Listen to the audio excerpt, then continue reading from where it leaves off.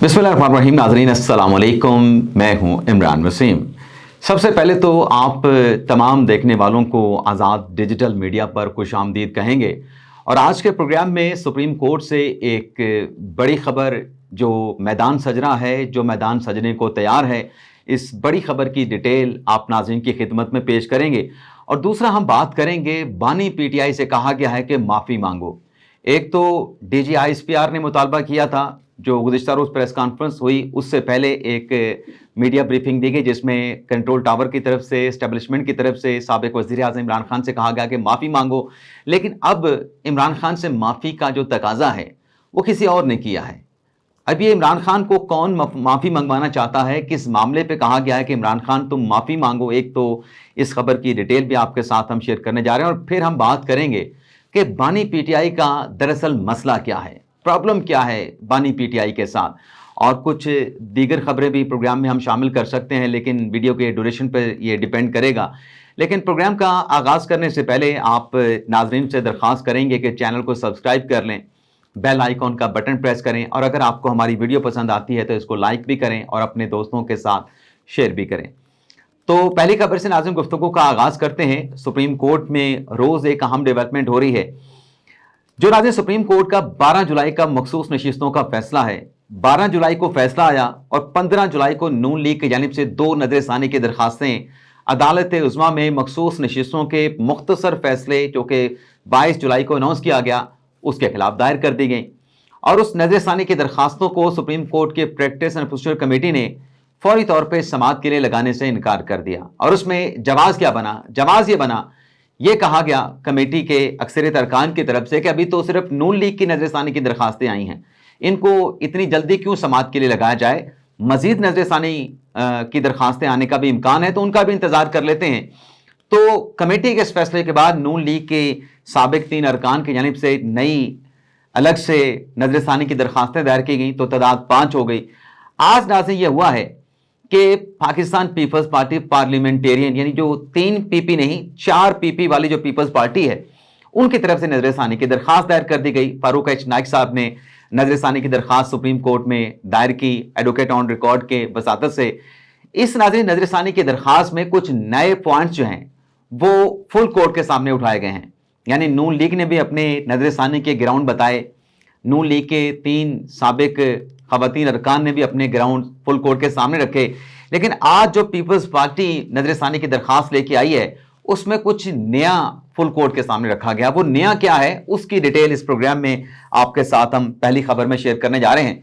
Peoples party के नाज़रीन नज़रसानी की दरखास्त में ये कहा गया है कि जो आइन का आर्टिकल 51 है जिसके तहत मखसूस नशिस्तें सियासी जमातों को दी जाती हैं, एक ये आर्टिकल 51 का सब क्लॉज 6 और डी, और इसके साथ साथ जो इलेक्शन एक्ट का सेक्शन 106 है ये आज भी अपनी जगह पे मौजूद है। मखसूस नशिस्तों का पीपल्स पार्टी कहती है कि जो फैसला दिया गया 12 जुलाई को, ये फैसला देते हुए जिसमें ये नशिस्तें पाकिस्तान तहरीक इंसाफ को दे दी गई, ये जो आइन का आर्टिकल 51 है और इलेक्शन एक्ट का सेक्शन 104 है, इसको तो कलअदमी करार नहीं दिया गया। यानी नाज़रीन पीपल्स पार्टी ये कह रही है कि अगर आपने ये सीटें सुप्रीम कोर्ट ने तहरीक इंसाफ को देनी थी तो फिर आपको आइन का आर्टिकल 51 और सेक्शन 104 जो इलेक्शन एक्ट का है इसको कलअदम करार देना था। आपने ये दोनों आर्टिकल्स जो है वो कलअदम करार नहीं दिए, ये आज भी आइन और इलेक्शन एक्ट में मौजूद हैं। तो फिर इनकी मौजूदगी में सुप्रीम कोर्ट कैसे ये फैसला दे सकती है कि मखसूस नशिस्तें सुन्नी इत्तेहाद कौंसिल की बजाय तहरीक इंसाफ को जाएंगी? एक पॉइंट नाज़रीन ये उठाया गया है। दूसरा ये कहती है पाकिस्तान पीपल्स पार्टी अपने नज़रसानी की दरखास्त में कि जो सुप्रीम कोर्ट के अपने माजी से लेके आज तक के जो तय करदा जो असूल हैं कि जब सुप्रीम कोर्ट आइन की इंटरप्रिटेशन करेगी, आइन के किसी आर्टिकल की तशरीह करेगी तो उसका असूल क्या होगा। तो पीपल्स पार्टी कहती है कि जो आपने खुद असूल वज़े कर रखे हैं, ये आपने जो नई इंटरप्रिटेशन की है कि सुन्नी इत्तेहाद कौंसिल की बजाय तहरीक इंसाफ को नशिस्तें दे दी गई, ये आपके अपने सेटल जो प्रिंसिपल्स हैं, अदालती प्रिंसिपल्स हैं, उसके बरक्स है, उसके मनाफी हैं। और फिर ये कहा गया कि अदालत के सामने जो एक्चुअल कंट्रोवर्सी थी, यानी अदालत के सामने जो असल मुकदमा था सुन्नी इत्तेहाद कौंसिल का, ये सीटें हमें दी जाएं, उस एक्चुअल कंट्रोवर्सी पे जो सुप्रीम कोर्ट का 12 जुलाई का फैसला है वो मुकम्मल तौर पे साइलेंट है, मुकम्मल तौर पे खामोश है कि उस तनाज़े का सुप्रीम कोर्ट ने क्या फैसला किया। کہ یہ سیٹیں سنی اتحاد کونسل کو کیوں نہیں دی جا سکتی یا سنی اتحاد کونسل کیوں نہیں دی گئی. اس ایشو کے اوپر تو فیصلہ سپریم کورٹ نے کیا ہی نہیں. اور ایک اور اہم پوائنٹ جو پاکستان پیپلز پارٹی کی درخواست میں اٹھایا گیا ہے ریویو پٹیشن میں کہ ٹھیک ہے آپ نے فیصلہ کر لیا کہ یہ سیٹیں پاکستان تحریک انصاف کو ملنی چاہیے، لیکن یہ فیصلہ کرنے سے پہلے جو ہمیں نوٹس کیا گیا، پیپلز پارٹی کو نوٹس کیا گیا، وہ تو اس نقطے پہ، اس قانونی پوائنٹ پہ کیا گیا کہ یہ سنی اتحاد کونسل کی اپیل ہے، اس میں ہم نے فیصلہ کرنا ہے کہ یہ سیٹیں سنی اتحاد کونسل کو جائیں گی یا سنی اتحاد کونسل کو نہیں جائیں گی. آپ نے یہ سیٹیں سنی اتحاد کونسل کی اپیل پر پاکستان تحریک انصاف کو پکڑا دی. تو اس قانونی پوائنٹ پہ تو ہمیں نوٹس ہی نہیں کیا گیا، پاکستان پیپلز پارٹی کو ہمیں سنا ہی نہیں گیا. تو لہٰذا یہ جو سپریم کورٹ کا فیصلہ ہے 12 جولائی کا مختصر جو آرڈر ہے یہ قابل ریویو ہے، یعنی یہ اس پہ نظر ثانی ہونی چاہیے. اور اس میں استدعا پاکستان پیپلز پارٹی نے سپریم کورٹ سے یہ کی ہے کہ آپ اپنا 12 جولائی کا جو آرڈر ہے اس پہ نظر ثانی کریں، اور جب تک ہماری یہ پٹیشن آپ کے سامنے پینڈنگ پڑی ہے آپ جو آپریشن ہے 12 جولائی کے آرڈر کا اس کو سسپینڈ کر دیں. اب اس پٹیشن میں ناظرین پیپلز پارٹی کی جانب سے سنی اتحاد کونسل کو فریق بنایا گیا ہے، صاحبزادہ حامد رضا سنی اتحاد کونسل کے چیئرمین ہیں ان کو فریق بنایا گیا ہے، الیکشن کمیشن کو فریق بنایا گیا ہے، مسلم نواز کو فریق بنایا گیا ہے، ایم کیو ایم کو فریق بنایا گیا اور کچھ سابق ارکان اسمبلی ہیں ان کو فریق بنایا گیا ہے. اس ریویو میں ناظرین پیپلز پارٹی یہ بھی کہتی ہے کہ الیکشن کمیشن نے مخصوص نشستوں کے حوالے سے جو شیڈول جاری کیا تھا الیکشن ایکٹ کے سیکشن 57 کے تحت، اس کے تحت جو مخصوص نشستوں کی فہرست دینے کی جو ڈیٹ تھی وہ پہلے 22 دسمبر تھی، پھر 24 دسمبر تک اس کو ایکسٹینڈ کر دیا گیا. تو سنی اتحاد کونسل نے تو کوئی فہرست الیکشن کمیشن میں جمع نہیں کروائی تھی، اور پھر سنی اتحاد کونسل نے یہ سیٹیں لینے کے حوالے سے جو الیکشن کمیشن کا 26 فروری کا لیٹر تھا اس کے جواب میں الیکشن کمیشن کو کہا کہ ہم نے چونکہ الیکشن نہیں لڑا تو پھر ہمیں کوئی مخصوص نشستوں کی فہرست جمع کرانے کی ضرورت نہیں، ہمیں یہ مخصوص نشستیں چاہیے نہیں. اور پھر آگے چل کے کہا گیا پیپلز پارٹی کی طرف سے کہ یہ جو سیٹیں آپ نے جس طریقے سے بھی دی ہیں، یعنی کانسٹیٹیوشن کو ری رائٹ کیا ہے، جو بھی آپ نے فیصلہ کیا ہے، لیکن تحریک انصاف تو کسی جگہ پہ آپ کے سامنے نہیں تھی، نہ الیکشن کمیشن کے سامنے تھی، نہ پشاور ہائی کورٹ کے سامنے تھی، نہ سپریم کورٹ کے سامنے تھی، تو یہ کیسے دے دی گئی؟ تو یہ نظر ثانی کی درخواست جب وہ سپریم کورٹ میں دائر کی گئی. ویسے جب ہم مخصوص نشستوں کی بات کر رہے ہیں تو آج مخصوص نشستوں کے معاملے پہ تحریک انصاف کے جو رہنما ہیں لطیف کھوسہ صاحب اور جو حکومتی وزیر قانون ہیں اعظم نذیر تارڑ، ان کے مابین ایک تکرار بھی ہوئی ہے. قومی اسمبلی کی جو قائمہ کمیٹی ہے لا اینڈ جسٹس کی، اس میں مختلف امور کے حوالے سے آج جو ہے وہ یہ اجلاس سمن کیا گیا تھا، جس میں ارکان اسمبلی بھی موجود تھے، وزارت قانون کے حکام بھی موجود تھے.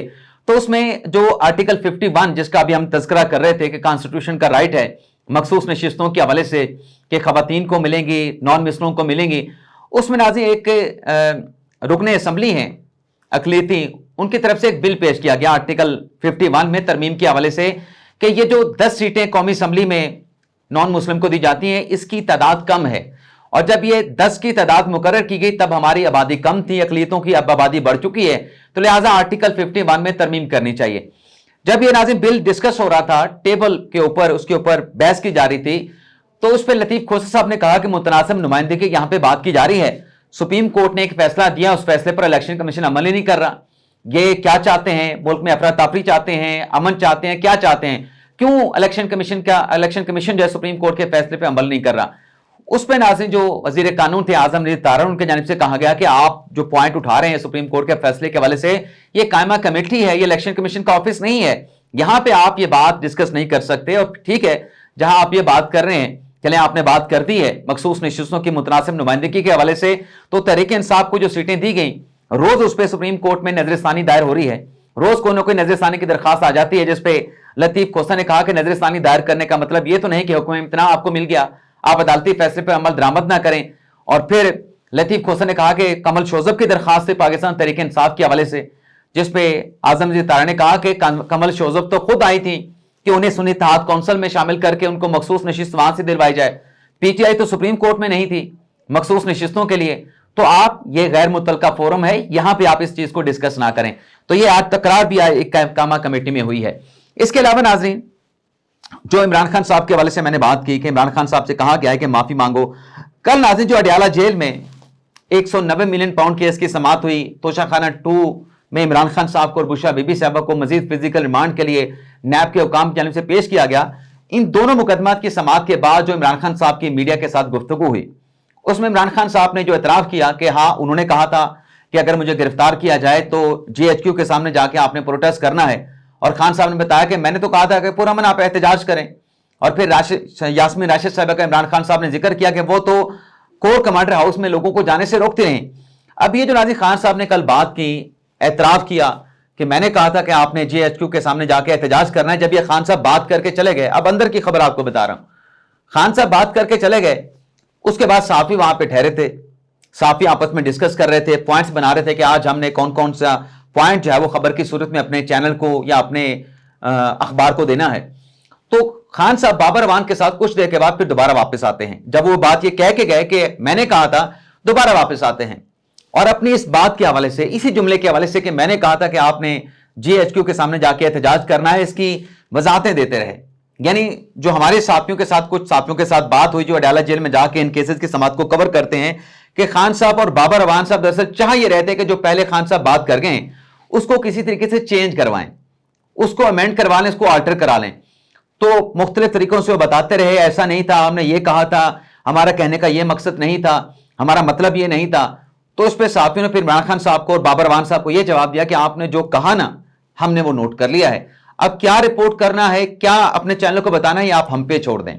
तो साफी ने वो खान साहब वाली पहली जो बात थी, वो पहले वाली बात ही रिटेन रखी, और बाद में जो उसमें फिर खान साहब कुछ चाह रहे थे, वो साहब ने कहा कि नहीं, अब ये नहीं हो सकता, आप पहले कह के अब उससे मुनर्रफ आप अगर आप हो रहे हैं तो हम इस चीज को उसी तरीके से चलाएंगे जो आपने पहले कहा। अब खान साहब ने स्टेटमेंट दे दिया। कल के स्टेटमेंट के बाद आज साले जाफर साहब की स्टोरी है कि हुकूमती बावसूख जराए का कहना है कि जो खान साहब का एतराफ है, खान साहब का ये एतराफ उनको ले जाएगा, इससे राह हमवार हुई है कि खान साहब का जो केस है 9 मई का, वो मिलिट्री कोर्ट में चलना चाहिए, खान साहब की कस्टडी जो है वो मिलिट्री अथॉरिटी के पास होनी चाहिए। तो इस मामले पे नाजरीन, इसी एतराफ के मामले पे आज पाकिस्तान पीपल्स पार्टी की जानिब से कुछ बयानात दिए गए हैं। अब वो बयानात क्या हैं? उन बयानात में नाजरीन इमरान खान साहब से माफी का मुतालबा किया गया है।